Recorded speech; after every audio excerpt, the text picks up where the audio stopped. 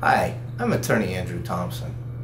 Today we're talking about settlement negotiations, the process of negotiating a settlement for your case, lawsuit, or other dispute you might have with another party, whether it's a contract claim, a claim of negligence, or something involving a divorce or property settlement. Really, it doesn't matter whether your case involves something within the legal system in a courtroom or something that happens entirely outside of court.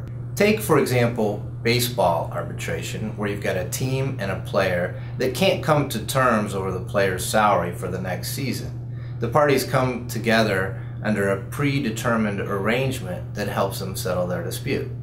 You can do this with another party in the courtroom, or you can do it through arbitration, mediation, or entirely through a negotiated settlement that involves none of the formal processes.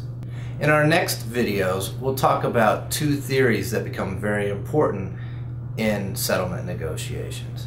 What you might call your best day in court and your worst day in court.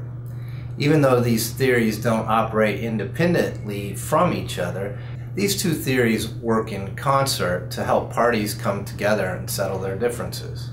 To give a simple example of how this might work, let's assume that a plaintiff in a lawsuit assumes that the best he can get from the case is $100,000. The defendant, on the other hand, presumes that they can settle for no more than $50,000.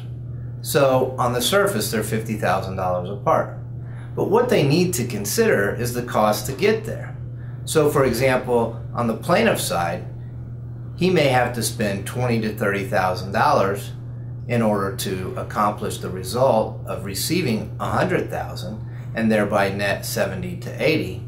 Meanwhile, the defendant or defendants may have to work actually much harder to keep their exposure and liability down to say the $50,000 they're targeting, and they may have to spend $40,000 to $50,000 to achieve the result they hope to, which means overall they'll be out of pocket $90,000 to $100,000. When you consider the net result for both sides, they're both probably beyond the point where they already should settle, so that either party would benefit or create an economic efficiency by settling for, say, $85,000. That would be better than the best result the plaintiff or the defendant could hope for on their own. If you need assistance with settlement negotiations, in-court litigation, or any kind of settlement outside of court, please contact the Thompson Law Office for a free initial consultation. You can reach us by phone at 317-564-4976 or find us on the web at www.thompsonlaw-in.com.